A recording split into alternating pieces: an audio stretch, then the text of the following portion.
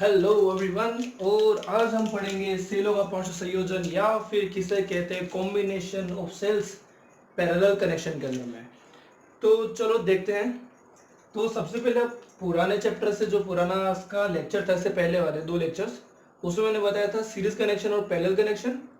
तो हमें पता है कि जब पैरेलल कनेक्शन होता है तो जो करंट होता है वो डिस्ट्रीब्यूट हो जाता है, बढ़ जाता है।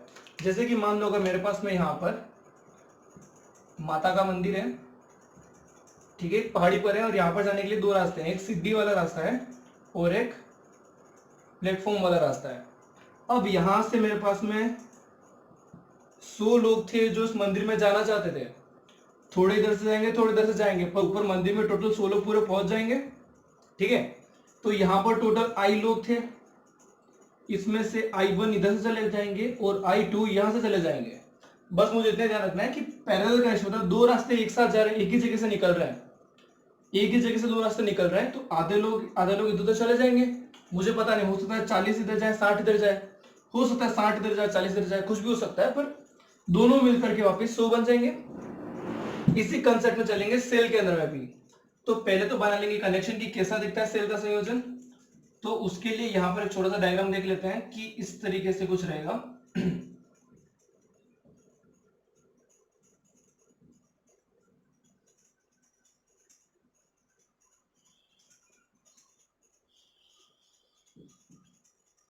तो यहाँ पर हमारे पास में E1 और E2 हो गया हमारा सेल, और स्मॉल r1 और स्मॉल r2 ये हो गया हमारे पास में इनके इंटरनल रेजिस्टेंस, या फिर जिसे हम कहते हैं आंतरिक प्रतिरोध।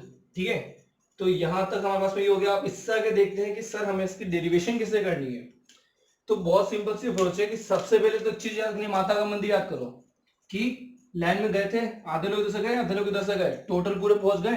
ठीक है, so I is equals to I1 plus I2। ये चीज तो रामबाण चीज है, इसको याद रखना ही रखना है। मंदिर में जा रहे हैं, ठीक है, कुछ इधर से जाएंगे, कुछ इधर से जाएंगे, टोटल पूरे पहुंच जाएंगे, पूरे पहुंच गए। अब जस्ट इससे पिछले वाले लेक्चर के अंदर में मैंने बताया था कि V is equals to E minus I R. ये फॉर्मूला देखा था हमने, ये हमारे पास में सेल का विद्युत वाहक बल या फिर इलेक्ट्रोमोटिव फोर्स है। ठीक है, अच्छा, तो इसके लिए हम देखते हैं, यहां से I का फॉर्मूला हमारे पास में बन जाएगा I is equal to E minus V upon small r। ठीक है, इस वैल्यू को रख देंगे यहां पर। So I is equal to I1 की जगह रखेंगे E1 minus V upon R1 plus E2 minus V upon R2। अब आप में से कुछ लोग सोच रहे होंगे कि सर मैंने V2 क्यों नहीं किया मैंने, है ना। तो देखो वोल्टेज जो है ना, ये एक्सटर्नल चीज है, यहाँ पर मेनली हमें सेल का देखना है। E1 E2 बाहर तो टोटल वोल्टेज दोनों मिलकर जो डाल रहे हैं वो तो फिक्स रहेगा, तो वोल्टेज हमारे पास में फिक्स रह रहा है। प्रॉब्लम यहाँ पे आ रही है हमारे पास में सेल 1 E1 के लिए, और इसका इंटरनल से फिर आंतरिक प्रतिरोध पर आ रही है। तो V हमारे पास में सेम ही है यहाँ पर। इसको मैं आगे सोल्व करता हूं, तो I इज इक्वल्स टू, अब E1 और R1 अलग लेते हैं और V को अलग ले लेते हैं। सो E1 upon R1 plus E2 upon R2 minus V मैंने यहाँ पर कॉमन ले लिया माइनस का, तो अंदर वाले टर्म्स क्या हो जाएंगे प्लस के अंदर में। सो 1 upon R1 plus 1 upon R2। यहां तक क्लियर है। अब मुझे यहां पर निकालने की जरूरत है कि फॉर्मूला जो चाहिए मुझे V की फॉर्म में चाहिए, क्योंकि हम हमेशा जानते हैं V इक्वल्स टू IR होता है। ठीक है, V equal to E minus IR, ये फॉर्मूला में बनाना है वापस। तो इसके लिए हमें रिप्लेसमेंट करने होंगे कुछ। ठीक है, तो इसके लिए आगे हम देखते हैं अब कि इसी कंडीशन में अगर मैं V को ले आता हूं यहां पर, V 1 upon R1 plus 1 upon R2 is equal to I, नहीं रुको, पहले I ये इधर आ जाएगा, E1 अपॉन R1 वैसे ही रहेगा E1। अच्छा, अब इसका अगर हम वो LCM ले लेते हैं नीचे, तो क्या आ जाएगा R1 R2 और R1 R2 में R1 का डिवाइड किया तो R2 बचा। सो E1 R2 plus E1 E2 R1, E1 R2 plus E2 R1। यहां तक समझ में आ गया। माइनस I, ये इधर जाके प्लस का बन गया और I इधर आकर माइनस का बन गया। इस डेरिवेशन को आगे देखते हैं, क्योंकि V के साथ में भी कुछ गड़बड़ चल रहा है, इसको हमें उधर भेजना पड़ेगा। ठीक है, तो यहां पर अब एक बार मंदिर को थोड़ा हम कर लेते हैं साइड में।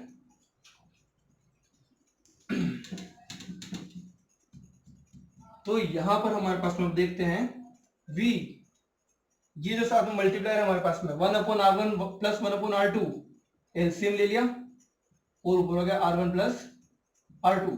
अब मुझे क्या करना है कि इसको भी मुझे पक्षांतरण करके उसको क्रॉस मल्टीप्लीकेशन करके डिवाइड में भेज देना है, क्योंकि मुझे v अकेला चाहिए तो मुझे इसको डिवाइड में भेज देना पड़ेगा। तो इसके लिए मेरा फॉर्मूला हो जाएगा, वो हो जाएगा v is equals to e1 r2 plus e2 r1 upon r1 r2 into, ये डिवाइड में जाएगा, ठीक है, उसको रिवर्स करके भी लिख सकते हैं। सो r1 r2 r1 plus r2, यहां तक क्लियर है। सो e1 r2 plus e2 r1 upon r1 r2 into r1 r2 upon r1 plus r2, ये और कहीं से नहीं आया है, ये बस देखो वही चीज है, 1 upon r1 plus 1 upon r2, ये हो जाएगा मेरे पास में r1 plus r2 upon r1 r2, और जब इसको डिवाइड करेंगे तो ये हो जाएगा उल्टा और यहां पर इस तरीके से दिख जाएगा। अब माइनस आई था, so minus I into r1 r2 upon r1 plus r2। अब यहां पर मेरे पास में फॉर्मूला इस शेप में आ गया, इस फॉर्म में आ गया कि v equal to E minus I R, देखा था हमने। So v equal to E minus I R, equivalent equivalent मतलब कि फाइनल कितना आने वाला है। तो यहां पर अब हमें देखना है कि इसको रिलेट करना है यहां से कि हमारे पास में क्या चेंज आ रहा है।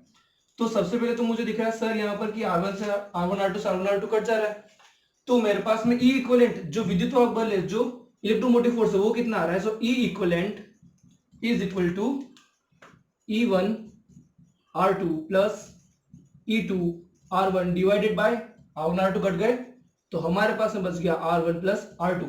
वो जैसा कि पैरेलल कनेक्शन के अंदर हम पहले से पढ़ चुके हैं, I हो गया R इक्वलेंट, सो R इक्वलेंट जैसा कि हम पहले कनेक्शन में पहले भी पढ़ चुके हैं कि R1 into R2 upon R1 plus R2 होता है, वैसे ही यहाँ पर R1 R2 upon R1 plus R2। तो ये हो चुका है हमारा इलेक्ट्रोमोटिव फोर्स के अंदर में जो पैरेलल कनेक्शन के अंदर हम सेल को जोड़ते हैं तो उसकी पूरी डेरिवेशन। ये चीज हमारे पास में इंपॉर्टेंट है, ये चीज हमारे पास में इंपॉर्टेंट है। इसके अंदर में कुछ रहेंगे हमारे पास में स्पेशल केस कि जब हमारे पास में सर बहुत सारे R1 और R2 सेम आ जाएंगे तो क्या होगा, जब E1 E2 हमारे पास में सेम आ जाएंगे तो क्या होगा, तो उसमें बस हमें कॉमन लेना है और आगे n का मल्टीप्लाई कर देना है। बाकी पूरी कंडीशन पैरेलल कनेक्शन में जो हमने रेजिस्टेंस जोड़े थे वैसे की वैसे यहाँ पर रहने वाली है। तो चलो बस आज के लिए इतना ही। मंदिर वाला एग्जांपल अच्छे से याद रखना है क्योंकि वो बना लोगे तो सारा पूरा गेम समझ में आ जाएगा। और इसके अलावा बस लाइक कर दो, शेयर कर दो, सब्सक्राइब कर दो और कमेंट करना मत भूलो, ठीक है। चलो मिलते हैं अगले लेक्चर के अंदर में।